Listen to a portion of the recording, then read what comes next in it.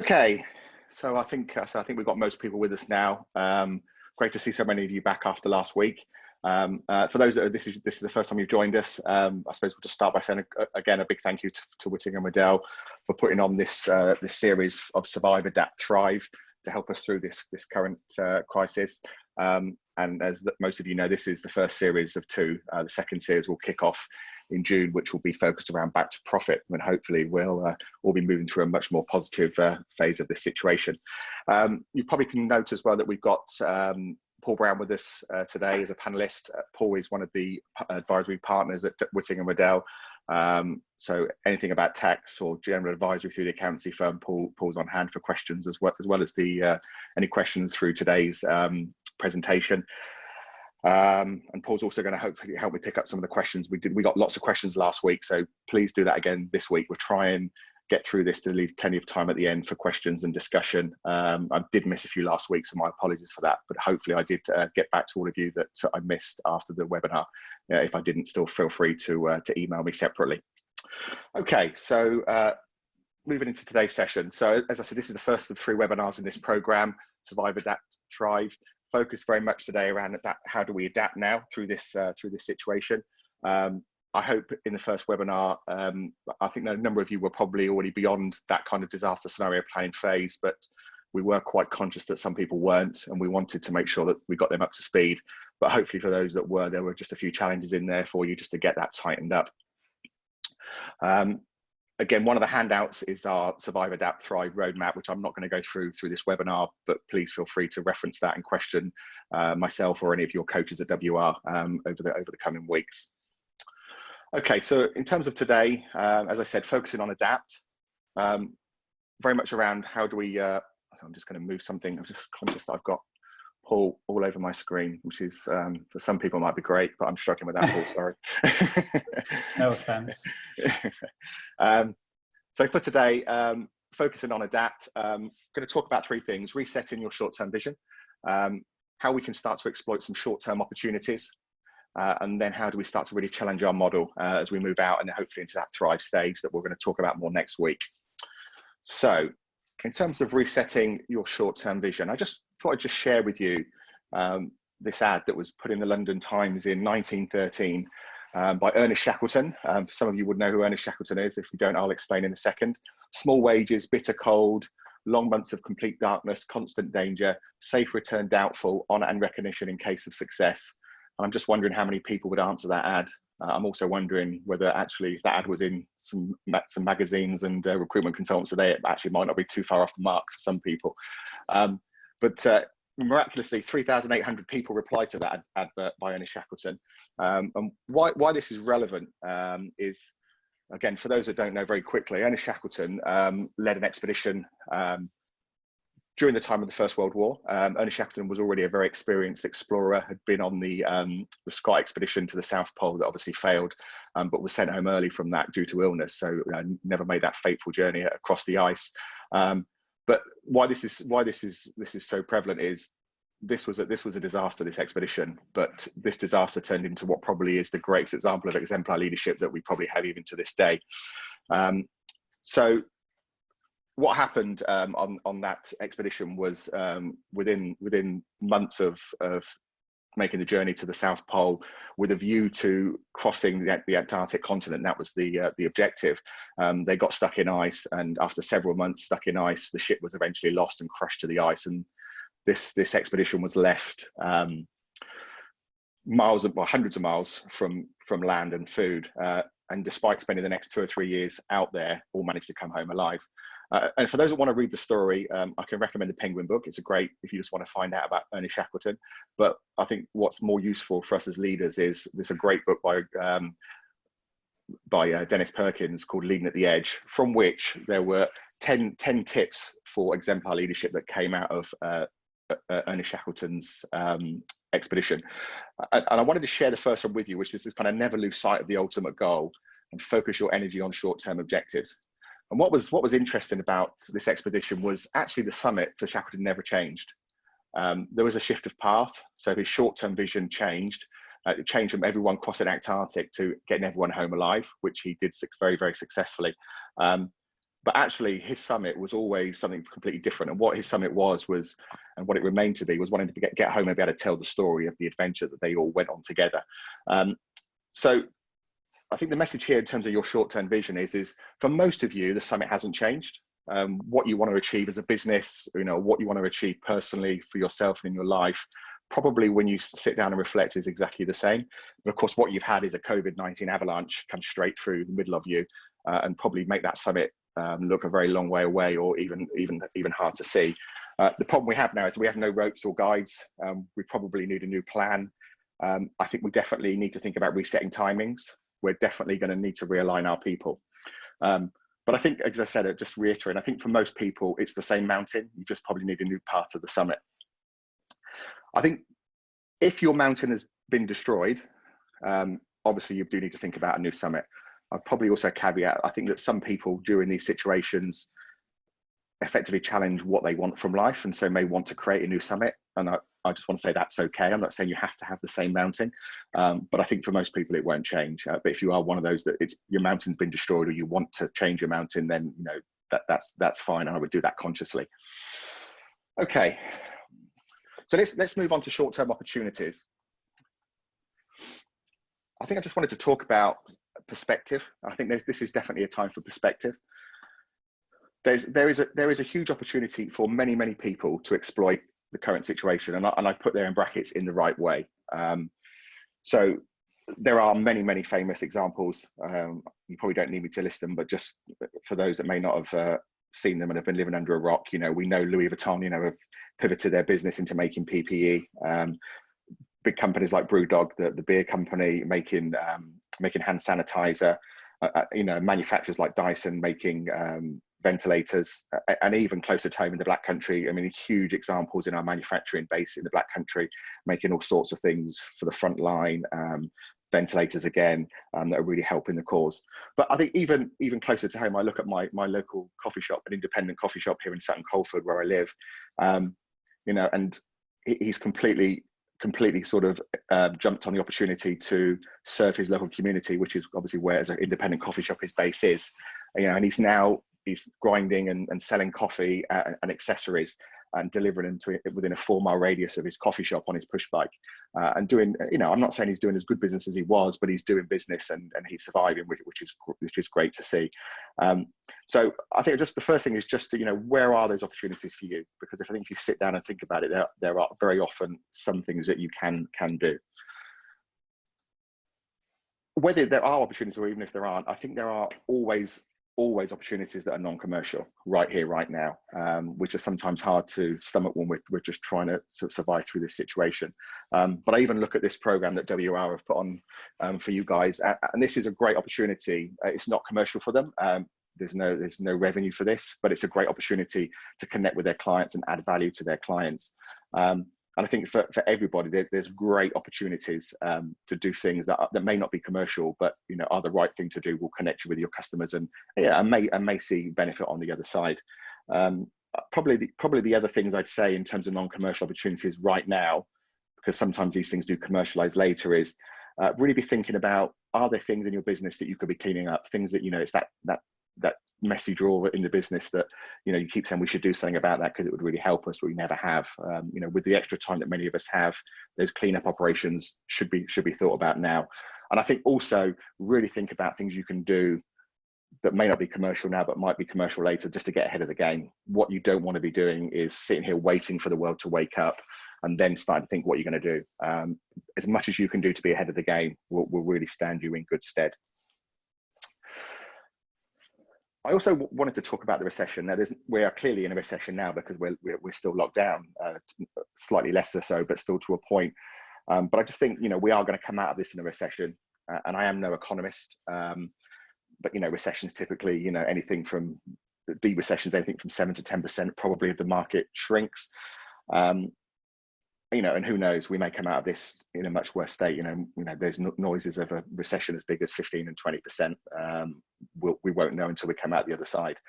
But I think what I always say in a recession is that yes, the market shrinks, but even with this recession, most of the market will still be there. So if we come out of this with a 20% recession, 80% of the market will still exist. So we need to be really careful we don't talk ourselves into a situation where there is no market for us. It may be smaller, and may have to fight harder for it. But I think my perspective is look at what's still there, not what isn't there, because there's still business to go after.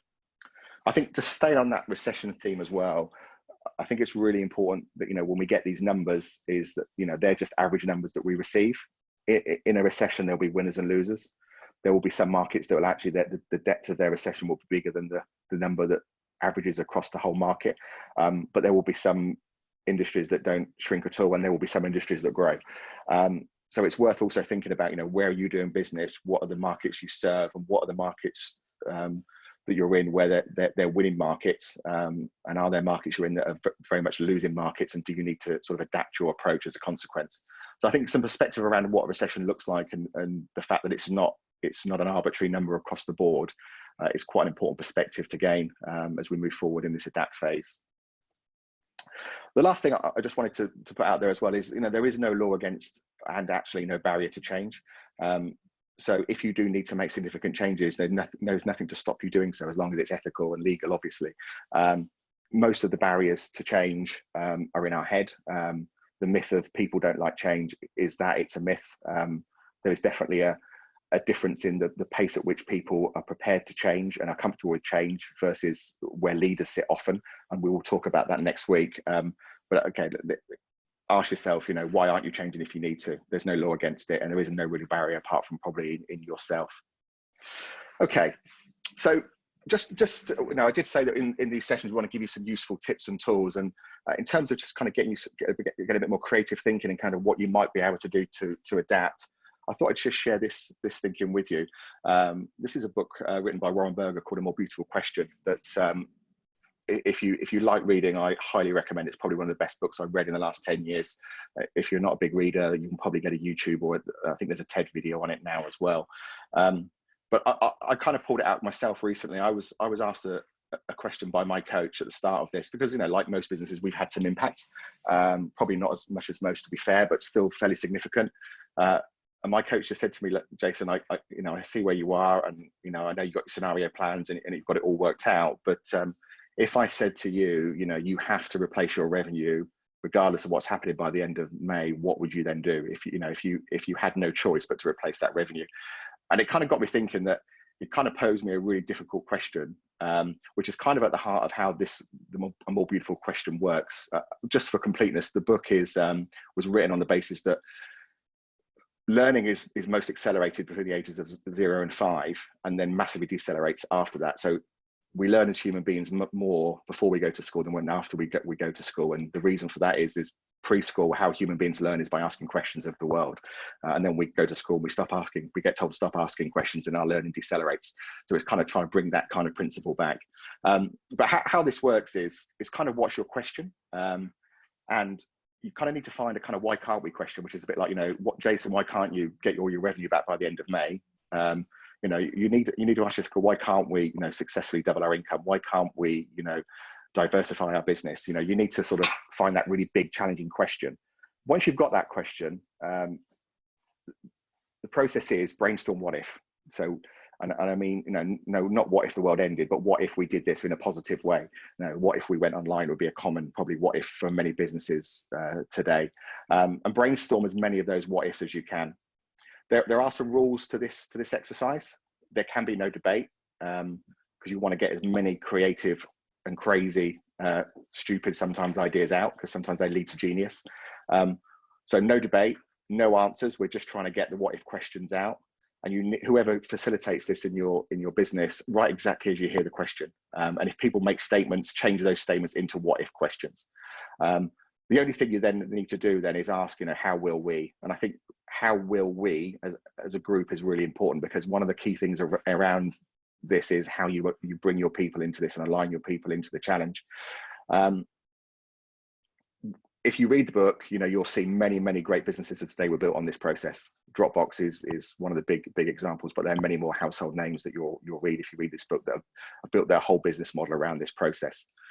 So very simplistically, what I'd recommend you do is, if you facilitate this, just get a big piece of paper and just create your why can't we question in the middle, and then just go crazy with what if. And at the end of it, you almost just want to pick the best what if question. You know, what if we, you know, opened up offices overseas? You know, often when you get lots of what ifs, you might then create, you know, a brand new what if from the combination of what ifs you started with, you know, and that may be the what if you go with. But that's probably the best way to use the what if and a more beautiful question approach to getting some creative thinking into what you can do differently and how you can adapt as you move forward. Okay. So moving on from short-term opportunities and then just moving into ways that you can challenge your model. I think the first thing I just want to talk about on the challenging of the model is, I talked last time about, you know, not all issues when we're looking at the issues we should be focused on are COVID issues. And I think not all problems with people's business models are as a consequence of COVID. I think what has happened, a bit like issues, is COVID has just exposed some of the flaws in some business models. I don't think it's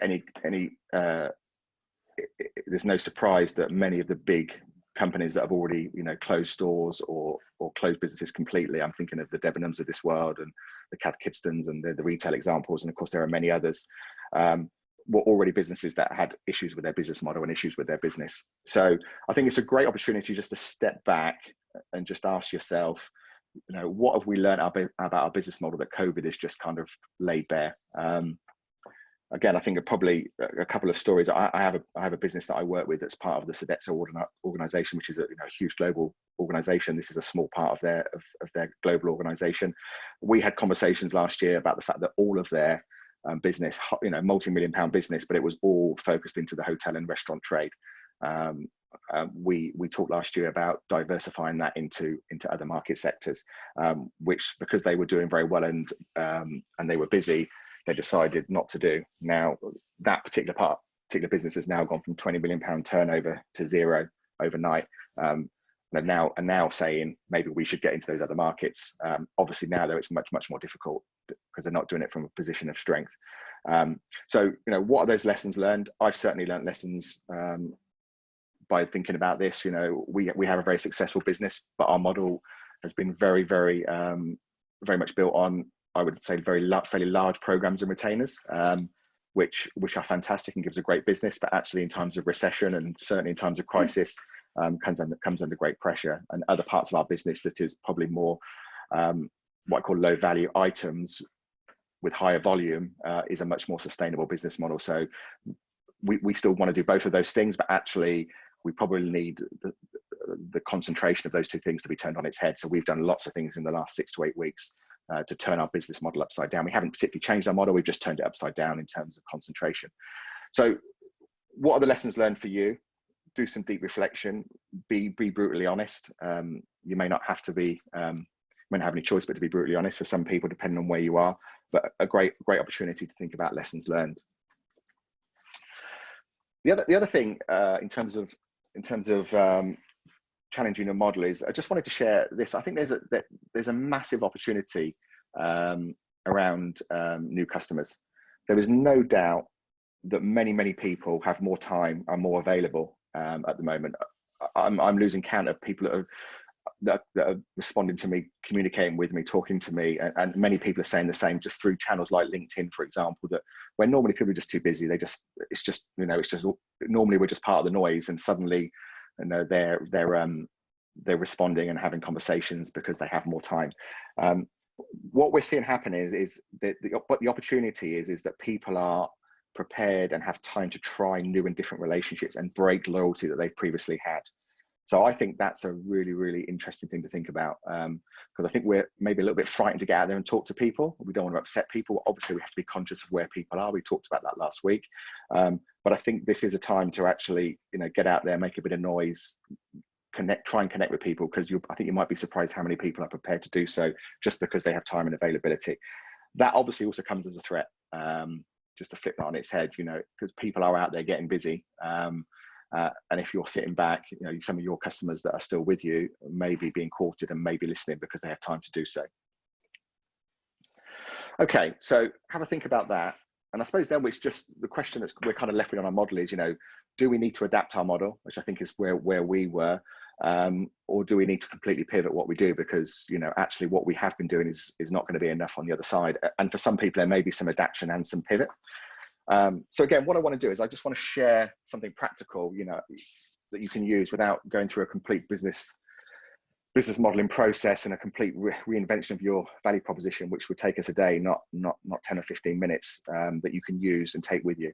So this is a tool that we've used very successfully to almost reinvent businesses, called the Product Surround. So just to explain how this tool works, the principle of the Product Surround is that whatever your core product is, without the bells and whistles, so just to be a restaurant, will carry 80% of the cost that you have, but to the customer, just being a restaurant, full stop, is probably only 20% of the impact. What we build around our core product, in terms of services and add-ons and differentiation, is kind of what the customers really value, and actually is where 80% of the impact is, but only 20% of the cost to us. So that's the principle of the Product Surround. Know what surrounds your core product that people really value, and build those things, because they usually come at low cost but with much bigger impact. So I'm just going to give you a quick example, and you've got a handout on this, so you can play with this offline. But this is a very simple example. So maybe we have a corporate catering business, and the first thing you need to do when you do this model is look at what the market says. So we look at, when you look at not just your customers, but customers in your market, more generally, kind of what are the challenges, issues, frustrations that they have. Now, I've done this in the context of here and now. Obviously, we may have people now that are tired of cooking at home. Clearly there's no corporate events. Many people cancelling Christmas already.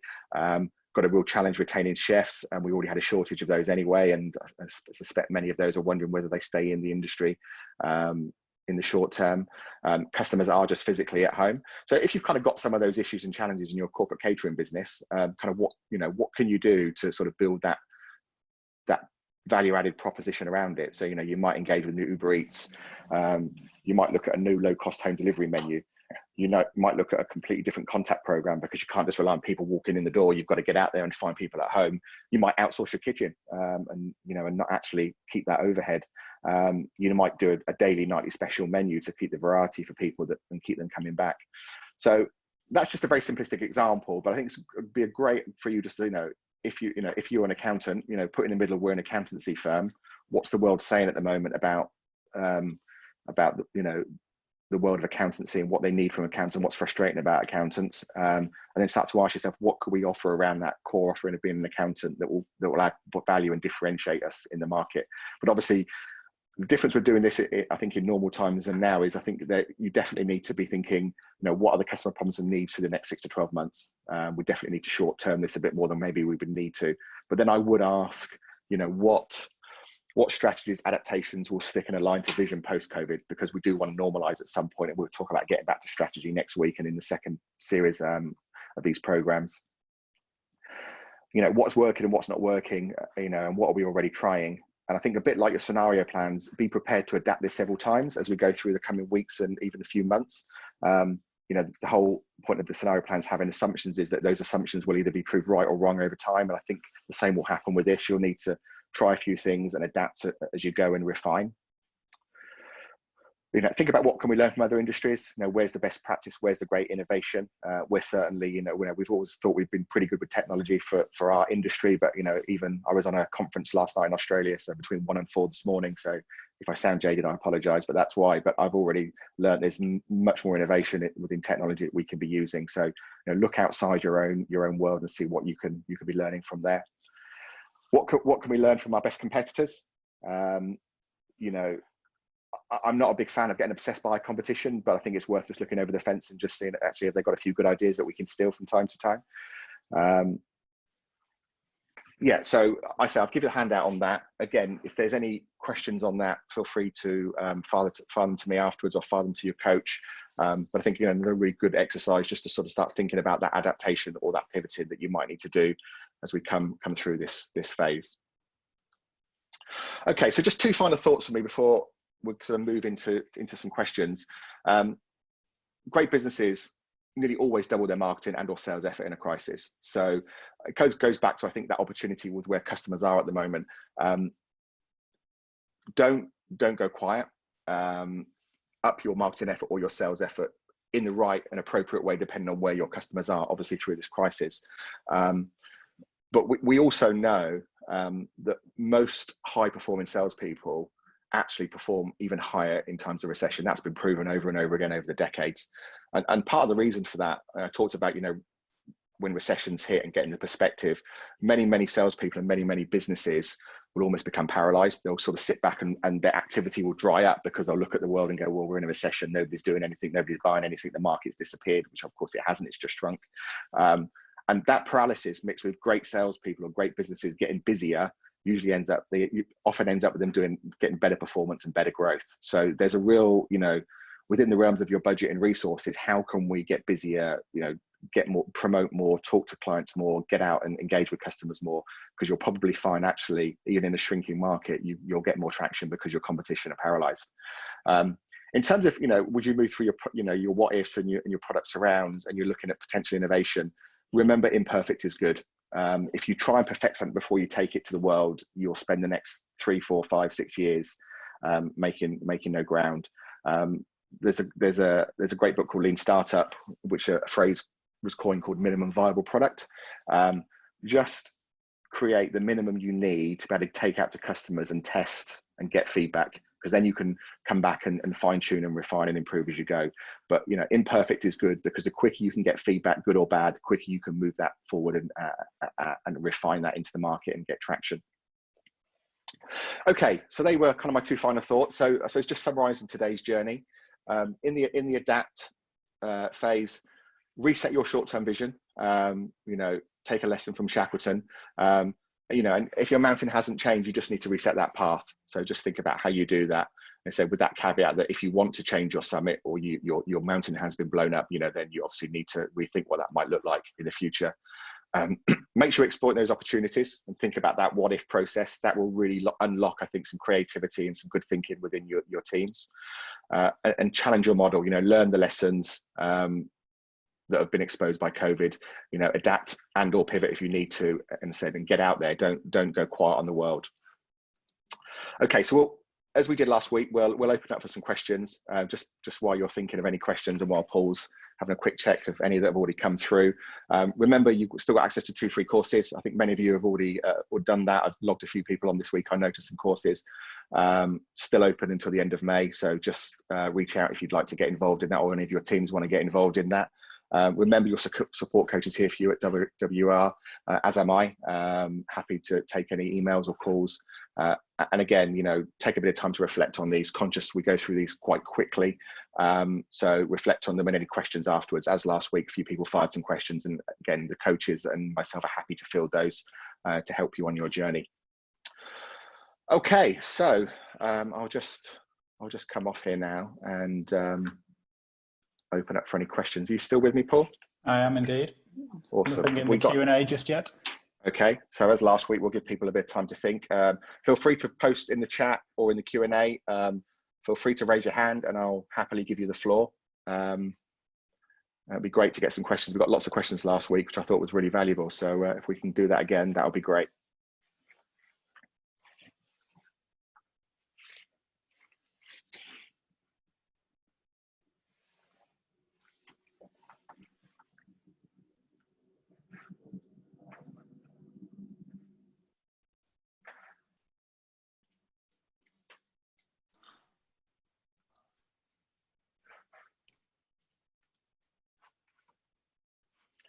Okay, so I've got a raised hand here from Amanda, so I'll just... Okay, Amanda, you're on. Hi, Jason. Yeah, it's not really a question. I just wanted to sort of reflect on some of the information that you shared today, because I put a post on LinkedIn this week, which was about, I work in learning and development, so it was about having that growth mindset, because we talk about that a lot in learning and development. And just some of the things that you were saying, I was really interested about the products around, and it's been great for me because I've sort of relied on a couple of clients, and I can see now that that's been a challenge for my business, just to sort of be able to go to lots of networking meetings and talk to lots of people and kind of trying to get an understanding of what the market needs. So I wasn't sort of using the terminology you've used, but I think it's sort of just helped to clarify for me really some of the things that I have been doing. And what you were saying about people are willing to talk and share and network. And I think in this crisis, that's part of the thing that I have found, that people have been sort of willing to talk if the time has been right. So that's been great. So just thought. Yeah, no, thanks, Amanda. And again, I'm with you. I'm seeing it and I'm hearing it more from more and more people. I think it's just good. Yeah, thank you for reiterating it, because it is definitely happening. Yeah, and thanks for talking about growth mindset. I think I might pull that out over the coming weeks, because I think that's a really positive thing for people to be thinking about at the moment as well. Paul, just while people are just still thinking of questions, for you, what's your, in terms of people being more accessible, more available, because I know you guys are really getting busy and trying to connect with your customers. What's your view on that? Are you finding people more accessible, more open to conversation?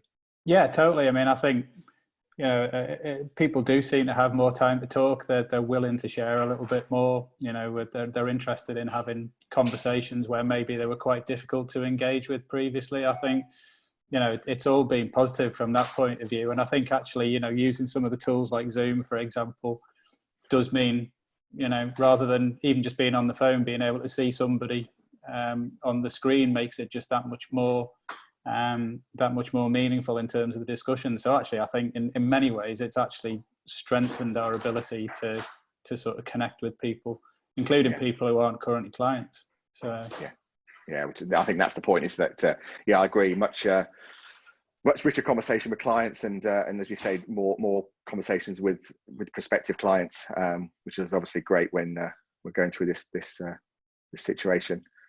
Okay, any other questions or any other hand raises? Seem to have gone from a tsunami of questions last week that we couldn't handle to everyone seems to be stunned into silence. Must be some thoughts or questions out there that we can bounce around amongst the group. Would be great, just to, even if it's not even for me to answer, just other people in the group to answer would be great.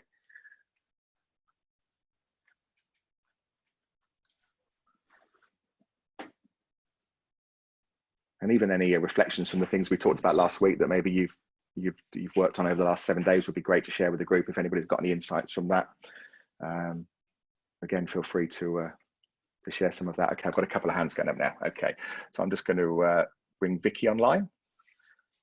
So hopefully. Oh, hello, can you hear me? Yeah, we can hear you, Vicky. Yeah. Sorry, my headset's packed in. But just a reflection really on the last session.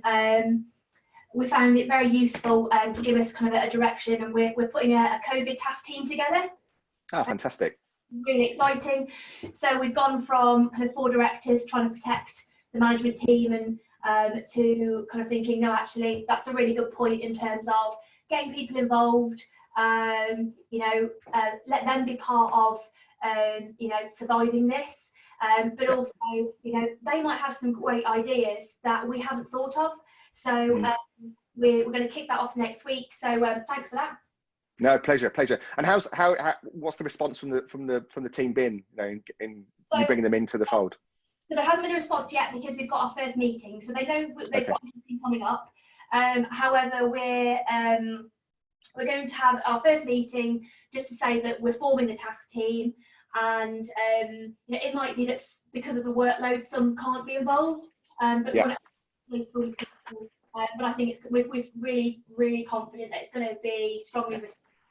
So it will step forward. No, that's great, because you'll get huge benefit from it, and I know Helen at WR, the managing partner, has done a similar thing, and I'm sure she's got some things to share with you on that at some point.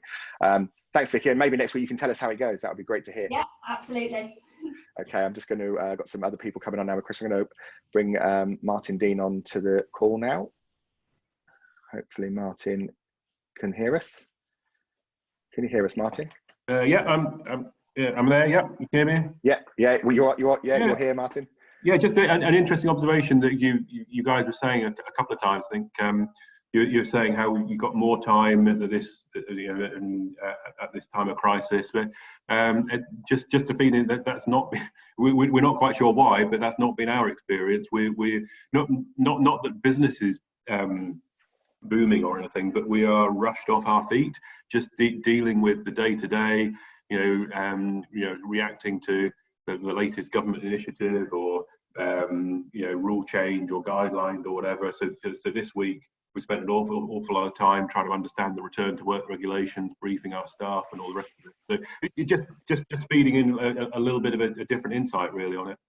Yeah, no, Martin, and it isn't the same. I agree, it isn't the same for everyone. What's your market, Martin? Yeah, we're in telecoms. You're in telecoms, yeah, okay. No, listen. We're really busy as well. I think we're really busy because we're doing a lot of pivoting and adapting for the future. So it kind of, say it is different. Some markets are just busy. I mean, there's I've got customers that are actually, their trading's gone up through this period, and you probably know what kind of markets they're in. Yeah. I think probably the only thing I'd probably just, if you want to challenge yourselves a little bit is, and I was challenged on this on the Oz conference this morning, was I think we're all up in our energy, which is, I think, we're having to do that. But the challenge I got, which I thought was a great challenge, was, it's kind of, is that energy focused or is it dissipated? And I think there is a risk from, and I think I've been guilty of this at times, is that getting really busy and really getting hold of all the stuff that's going on and all the, all the changes and the customer queries. Sometimes it's a bit of dissipation of energy. It's not really focused on actually moving us forward. So that's probably the challenge for all of us, is make sure that energy and that busyness is helping us move forward and isn't just being dissipated amongst the noise. Exactly. I think, I agree with that entirely. We in fact, we're kind of saying to ourselves, why are we so busy? But we're all rushed up. I think, is it effective? Is it, are we? Is it productive? All that stuff. It's a different environment, and it's creating different challenges, isn't it? Yeah, absolutely. Great question. Thank you, Martin. Right, I've got a couple of, Paul, we've got some questions on the Q&A. Can you see those, or the chat? Yeah, we've got a couple on the chat. So the first one's from Ray Lawrence, which is a question: how would you promote a short-term solution when you are in a business that is inherently long-term? Some different ways to answer that question. So I would say, if your model is a long-term model, and your scenario plans can ride out this situation successfully, so you thrive on the other side, there's nothing wrong with that. That's fine.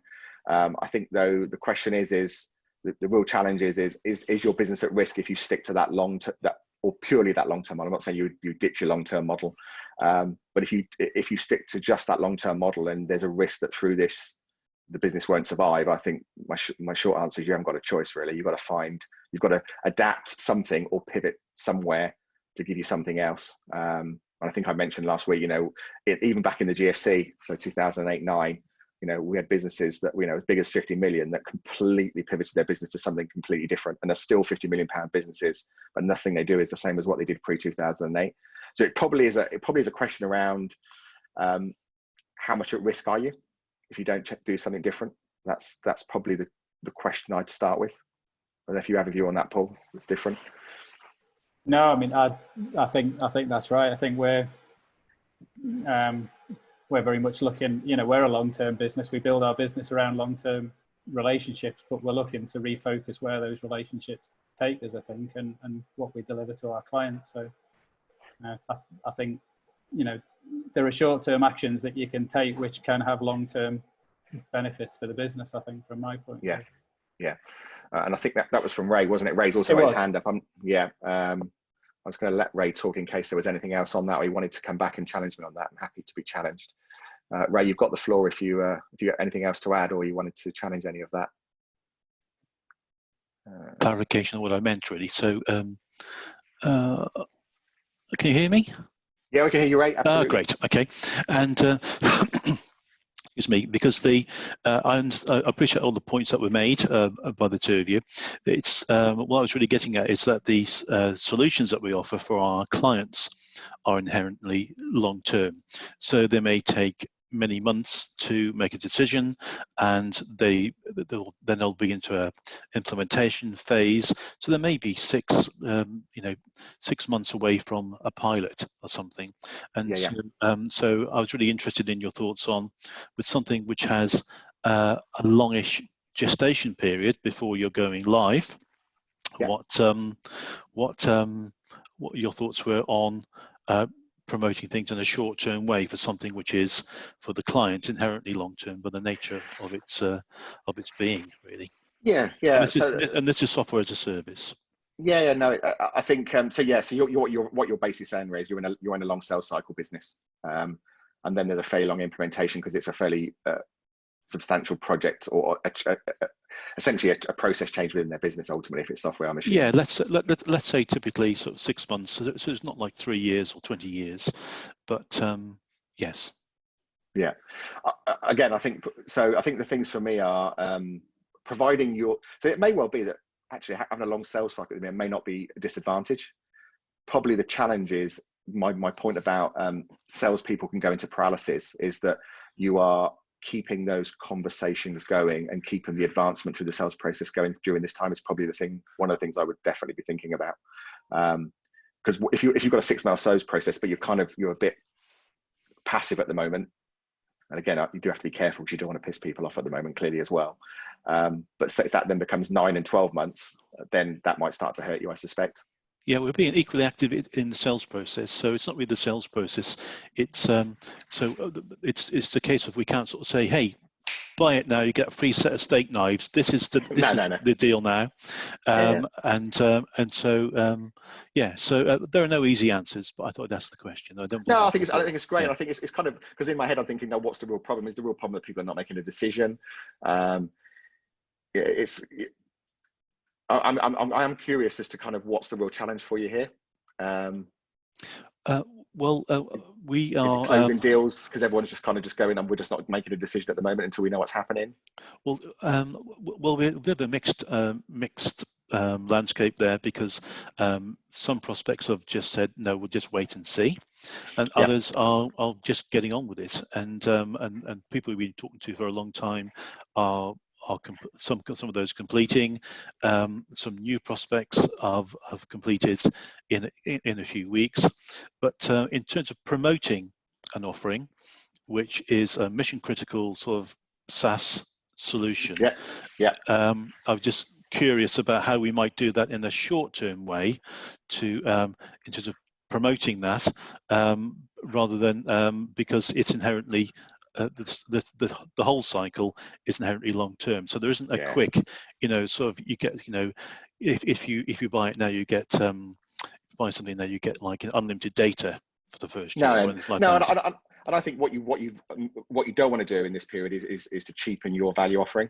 That would be my big claim. Don't go and just. So I would say don't do that. But I think you've just said it actually. Some people are still moving forward. New prospects are still. There's a harsh one that says actually the people that are not prepared to move, they're just sitting tight and sitting on their hands. Just ignore them. But of course, what your salespeople need to do is get busier on new prospects, because you just have to work a bit harder. It comes back to that. Say good salespeople are really active in this period. And it's always easy if you've not got enough prospects on the table, then you don't want to let go of anything. But if you've got enough opportunity because you're busy, the ones that are sitting on their hands, you can almost afford to go. That's fine, because if you don't want to come with us, we've got other people that do. So we're moving on. We're certainly keeping busy, and we don't go cheap. We have a medical condition, which is everybody in our sales team has an allergic reaction to discounts. Yeah, absolutely. Listen, it's never about price. Sell the value. That's a story for another day. Great questions, thanks. Ray. I appreciate that. Thank you. Right, we have got some more questions. Paul, I think there's some other stuff in the. There's one in the chat which I think is from John Gallanders, which is probably more of an insight than a question as such. So it's from a charity sector perspective, there seems to be considerable sources of funding available for the support now, but there will need to be significant changes to financial modelling in the future. Fundraising income has had dramatic reduction, and organisations need to adapt to be more online. The issue potentially with public sector contract funding being reduced or refocused, the result could be lots going forward in a strengthened position, but equally a lot falling by the wayside. So in many ways, I think John feels similar to commercial businesses Yeah, it's good. Well, I don't disagree. It's hard to argue with any of that, really. And there's not an easy answer to most of that, other than I think as a charity you're going to have to really rethink it. I've got there's some great grant funds out there. I do work for the Paul Hamley Foundation. I'm a critical friend to a couple of their charities, and they're exemplar. They're upping their support for their charity. Their charities at the moment, but many others are not. But I think clearly there's going to be, who knows, there's going to be cuts going forward, isn't there? There's going to be people really struggling to get grants, funding. Probably going to be a complete a need to completely re-strategize how you get funds and how you raise funds for most charities. Probably the answer is if you just probably go into the next few months and the next year as a charity just trying to do what you did before, you're probably going to struggle to survive. It's going to be probably going to need a massive reinvention, which I think will be hugely challenging for charities. So yeah, that's a big one. I think that I just totally agree with. But I think the probably for me the thing is there is not just to go and do what you've always done. We need to think differently. John's put his hand up, so I'm going to let John jump in because he'll probably talk about this much more articulately than me. Can you hear us, John? Yeah. Hang on. Yeah, it was only just a couple of general comments, really, sort of following on from that, and that's because a lot of charities engage with public sector bodies and a lot of work on having recovery plans. And I think one of the key things at the moment for me is that a recovery plan almost implies you're going back to where you were before, whereas quite clearly, you know, the future is going to be something different, and just finding the ways to adapt. And where people do have public sector contracts, it's around, are they going to adapt at the right speed, or are they going to entrench into being a very cautionary establishments, being very unsure of their own futures funding wise, in particular in the public sector. All of the funding that's been going into COVID has got to be funded from somewhere. So I think there's a real fear there could be contract reduction in the future, even though there's new demand. Yeah, I agree, John. I think you're right. I think that point about are they going to adapt at a quick enough pace, I think is a really good one, because charities aren't typically, people that run charities aren't often made like that. They are fairly risk averse. They are fairly steady people. So I think you're right. I think there's going to be some casualties. Talking to a charity leader a couple of weeks ago, you know, he's talking about, you know, the cost, you know, to society post-COVID, you know, almost, in his opinion, almost dwarfs the cost of COVID, which is quite a sobering thought, really. Again, I'm not really giving any answers, but I think it's a great point. And again, I think I'm going to come back to a question that Paul's just posed in a second, but there will be winners and losers, and it sounds a little bit harsh, but I think, you know, you as a charity, you want to be, you need to move quickly and be one of the winners, because I think there will be casualties, undoubtedly, as there will be in business, because we will be into a deep recession, which kind of sort of brings me on to Paul's point. Paul was just, you know, making a good challenge here, which I thought, you know, bouncing back, not the loan. We're going to probably go from a recession into two successive quarters into depression and high unemployment, which, you know, I struggle to argue with that. And Paul's just saying that, you know, his business in B2B will probably do well as a 3D printer, sorry. Good to be positive, but we must be realistic about the opportunity, don't you think? I think that's a fair challenge, Paul. I'm not saying that everybody can succeed through this. I think where I go to, and it's a bit like the growth mindset that Amanda alluded to, is but not everybody will fail, and you just want to be one of the winners, really, and you're not going to be one of the winners unless you've got that positive growth mindset. There will be others, unfortunately, though, because there's losing markets where, you know, even good people and people that do the right things will fail as well. So yeah, it's not perfect, and I'm not trying to be too rose tinted, but I think what I want people that I come into contact with is to keep the perspective and really fight so that they succeed, where, you know, probably others that don't fight as hard or don't adapt as quickly, going back to John's point, do succeed. That's probably where my head goes to on that. Okay, so it's sort of, we're coming up to 10:02. I'm just going to see if there's time for a couple more questions or challenges. I find these questions and debate useful. I think most people have really valued these things, so I don't want to cut it off short. If there's any other comments, thoughts, challenges out there, feel free to. We've got another one here. Sharon, thank you, Sharon. How would you implement a contact program for customer? Okay, just trying to. Do you mean? Let's see if I can find you, Sharon. Do you mean for your customers? Is that what you're thinking, Sharon? I can't see if I can. If you can put your hand up, I can let you speak, or you can type in a response if you're more comfortable doing that.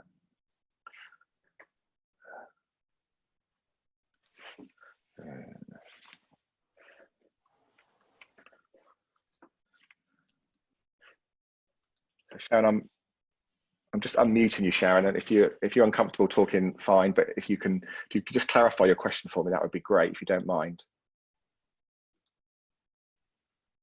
Can you hear us, Sharon?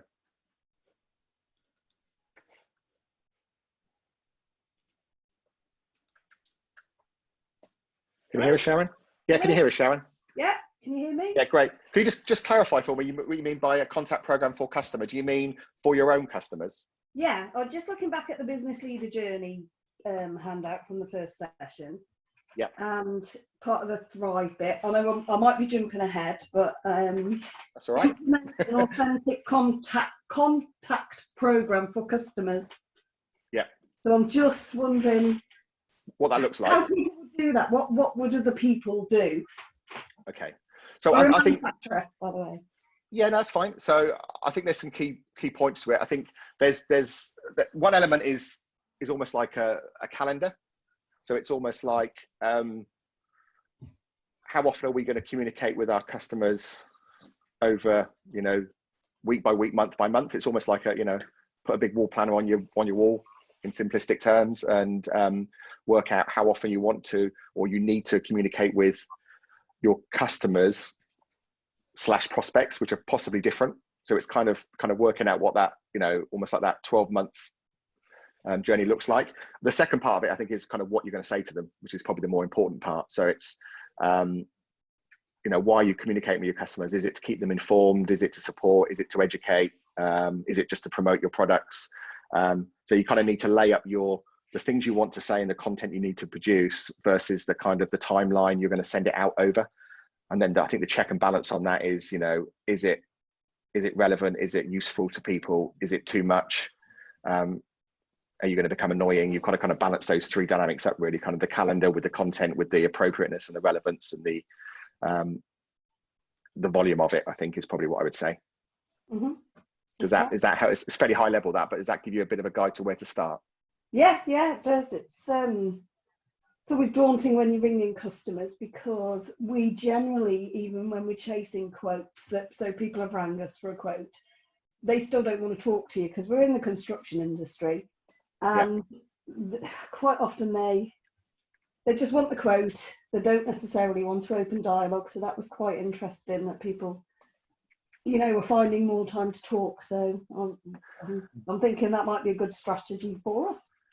Yeah, it is. I think, because, you know, there's a couple of things I'll share with you. There's a why contact program is important. It isn't actually because what you send out each time is actually going to be taken much notice of or be acted upon. But there's we call it a 99-1 rule in sales, that people are in buy mode 1% of the time and they're not 99% of the time. So if you're continually what we call touch and contact, sort of putting yourself in front of people, at some point you're going to hit them at the 1% of the time they're ready to have a conversation. And most people are quite happy to sort of let you pass under their noses through their inbox, and not be what's the word I'm looking for? Not be annoyed by that, because also almost in the back of their head they think that probably at some point that's but quite useful. So but if you're not regularly touching and contacting and running a contact program, you're never going to be there that 1% of the time they're interested. So that's kind of one school of thought to think about. I think the other school of thought in terms of quoting, there is a direct correlation between quoting less and winning more business. So I would challenge, if you're just getting asked to quote for stuff without dialogue, how much of that are you actually winning? Because I've got experienced sales directors, including in construction, that if they just get asked to quote right at the very beginning of a conversation, just point blank refuse, because they know often that doesn't turn into business. Their dialogue is almost, if you're not prepared to have a conversation with us, we can't really quote you properly, and actually, you know, we're probably not right for each other. Now I'm not saying you go to that point immediately, but there is a lot of evidence to suggest if you have dialogue first before you put proposals together, you normally win more business. So quoting blindly might not be serving you very well. Just something for you to think about and challenge. Yeah. Well, great question. Thank you. I've just got Grace here now, so I'm just going to give Grace the floor to talk and unmute Grace. Hopefully, Grace can hear us. Are you there, Grace? Can you hear us, Grace? Yes, I can hear you. Great. Are you able to hear me? Yeah, we can hear you loud and clear. Yeah, just wanted to actually tag on to the end of what you just said there, because I'm head of sales, and we don't quote straight away, and we find that we win more business by making sure the conversations there have demos, whatever's needed, and then the proposal comes last, or the quote. So we found that works really well for us. But so my question is sales related. So we're really busy at the moment. We're getting like loads and loads of leads in, super busy in dealing with those, but all of our leads are coming inbound, so all via the website or phone calls. We don't actually go out and prospect, or I don't want to say cold call, because it's a little bit, I feel like it's a little bit old. Yeah, we're definitely in a world of pull sales rather than push sales. So if you're pulling people in, that's a great start.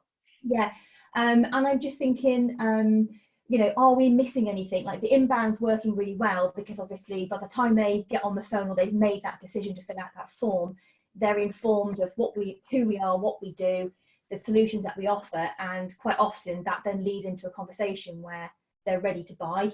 You know, they've got their timescales, they've got their budget, they know who they've got to get authority from, they know what their challenges are, and it's very simple actually to kind of then take them through the process. But I'm just wondering, are we missing a trick of prospecting or contacting certain companies that we'd like to work with? Just does that work? Does that work anymore? I mean, I've personally never done it in my sales career. Doesn't mean to say that I'm not scared of doing it, but I'm just thinking, you know, you can end up in a situation where, you know, our leads do drop off, you know, because we end up with a quieter time, you know, in months. Would you say that's an effective way, or would you say that actually that's a hell of a lot of extra resources, and, you know, out of the 20 people that you might contact, you might only get like 1 or 2 come back?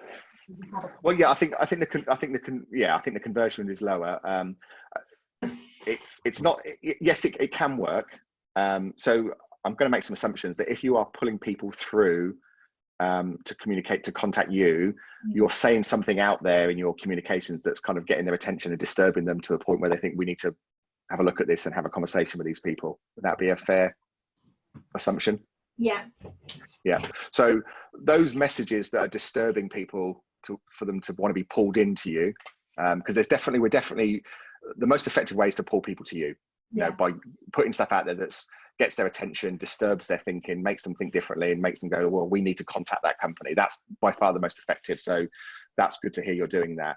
But if you take those messages and push them out to people, you can still get people's attention. So it's about, I think, what you push out to those prospective people that you want to talk to. If you put out the same kind of disturbing, I mean that not in a bad way, but in terms of, you know, shaking their thinking, yes, you will find people will communicate with you.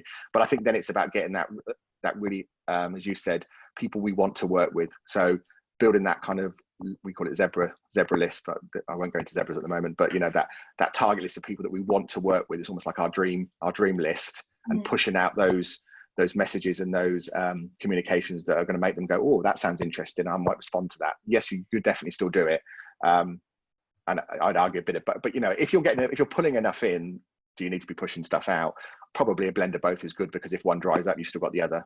But I think it's what you put out there and what you say that's going to be the critical thing there. Oh, just to touch on that, so when you say when you put what you put out there, do you mean sort of target those that sector by your marketing, your ads, or do you mean, you know, get the contact details and set up like a marketing campaign that you can just send out emails that are relevant to that group? So it's not gonna, I'm just worried that we've refined our sales process a lot to take out as much manual work that we can, so that we don't need 5 salespeople, we need 2, but we're still turning over all the money that we need. Yeah, well, I'm thinking the latter, but I think, you know, again, without the detail, it kind of depends how big what's your sales value, how big are your sales. You know, you've got to get the effort, the sales effort and the sales cost of sale ultimately consummate with the value of what you sell to people ultimately. But if you've got a fairly, but you know, advertising is difficult. Getting people to spot advertising is hard, but targeted comms plans to essentially data that you've put together does work. You know, there's lots of stuff like, you know, the message you put out is critical. Sending out emails that you follow up with, telephone calls. So the conversion from just sending something out by email or by letter, direct mail, by the way, is still very powerful, versus sending out an email or a letter followed up by a phone call, follow-up phone call. increases conversion massively. So it's kind of those combinations of things that you need to think about as well. Don't just be pumping out emails randomly. But no, it does work. You know, lots of people, you know, we do stuff, you know, also sometimes we don't just send out promotional stuff. So we'll send out stuff that's just valuable and insightful that makes people just go, oh, that's interesting, and makes people just have a conversation. So you don't always have to, you can be a bit more subtle, shall I say, with what you push out. Is valuable because like I work with Ray, so what he was saying earlier, we don't offer discounts or deals, so everything is insightful information. Yeah.